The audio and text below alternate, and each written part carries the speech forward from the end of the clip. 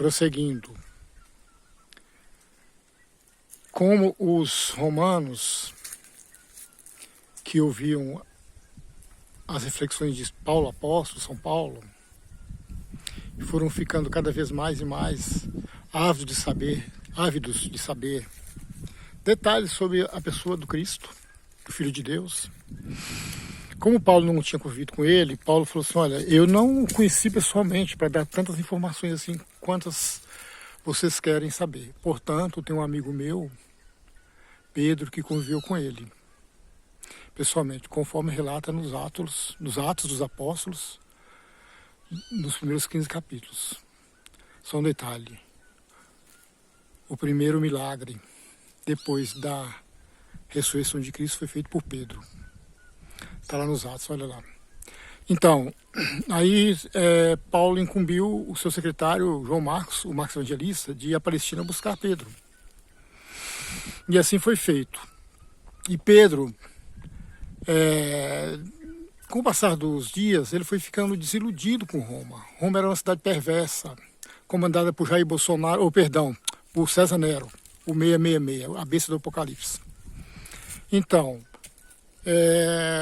João Marcos, o Marcos Evangelista, tendo trazido São Pedro, ele, com o passar do tempo, ele falou assim: olha, isso aqui não dá para mim não, isso aqui está muito pesado, esse povo aqui é muito perverso, muito mal, muita maldade aqui, eu vou sair fora, eu vou tirar o time de campo. E Pedro prosseguiu, indo embora pela Via Ápia ali e tal. De repente ele encontra Jesus, e Pedro interpela Jesus: Senhor, onde vais? E Jesus falou, tem a questão da obra do Quo Vadis, né, que vocês podem, se não conhecem, é melhor conhecer, história, muito bom. E Jesus fala para Pedro: eu estou indo para Roma de novo, para ser crucificado novamente. Aliás, eu estou indo para Roma para ser novamente crucificado. Aí Pedro desapareceu. Pedro entendeu que ele tinha que voltar para lá para sofrer o martírio. E voltou.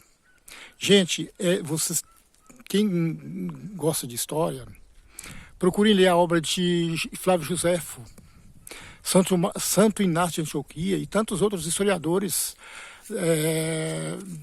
do primeiro século, principalmente do segundo até o quarto século. Tem história, não é lenda não, gente, história.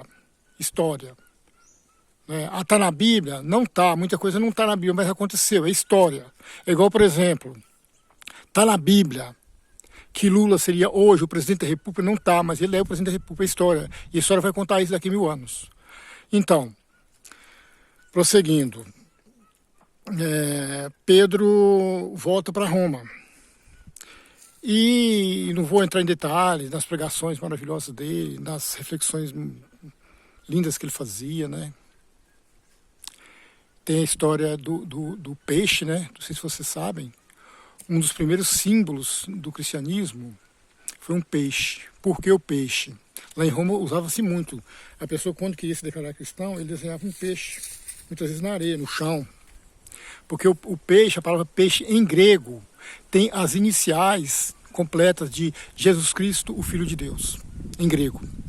Mas então, Pedro, por fim, foi condenado por Jair Bolsonaro, perdão, meu Deus do céu, estou errando demais, por César Nero, o 666, para ser crucificado.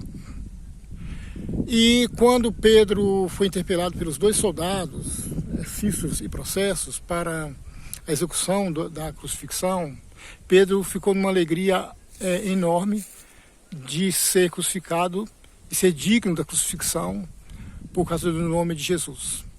Mas aí, só que Pedro falou assim: eu não sou digno de ser crucificado igual ao meu Senhor, e implorou aqueles 2 soldados, Cícios e Processos, para pelo menos fazer diferente, crucificá-lo de cabeça para baixo, no que Cícios e Processos o atendeu. E de tanto que ficaram animados com a fé de Pedro, que eles se converteram ao cristianismo e por fim também foram decapitados pelo próprio César Nero. E essa é a história. E para quem gosta de história, gente, porque a Bíblia, ela tem histórias, né? Tem os fatos, ela tem o Novo Testamento, são os mistérios salvíficos que foram canonizados pela igreja, né? Mas eles são mistérios salvíficos e são dados históricos também. Agora, para além dos textos bíblicos, sobretudo da época da era cristã e pós-cristã, tem muitas histórias, né? E quem gosta de história, gosta de saber sobre os fatos, os acontecimentos, é bom recorrer às literaturas e não ficar no obscurantismo, no achismo, no negacionismo. A gente não pode negar a história. É igual, por exemplo, não está na Bíblia que a Igreja Católica ia queimar Joana d'Arc e Jordano Bruno vivos. E queimaram. Né? E tantas coisas ruins e boas, santas e bárbaras que aconteceu dentro da Igreja. Né?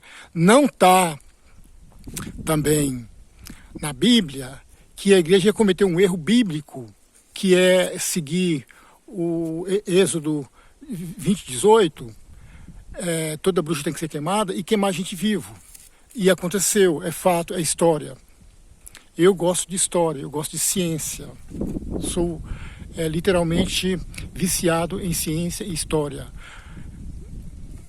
Essa história revela os fatos. Né? É lógico que tem muitas histórias das quais nós sobrevivemos e que não foram contadas em nenhum livro, em nenhum jornal, em nenhuma rede de comunicação. Então,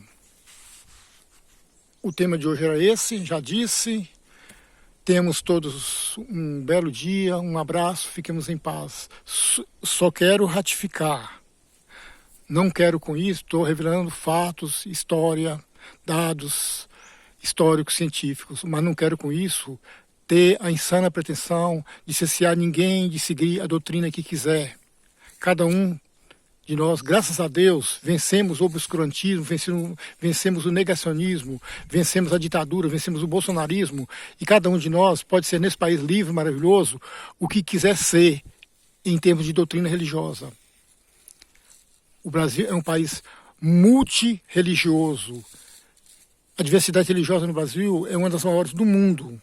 Então, deixar bem claro, não tem insana pretensão de reprimir a quem quer que seja, de seguir o que quiser. Só gosto da verdade, gosto de trilhar a verdade. E a verdade, para mim, o prisma da verdade é Jesus Cristo, porque ele diz: eu sou o caminho, a verdade e a vida.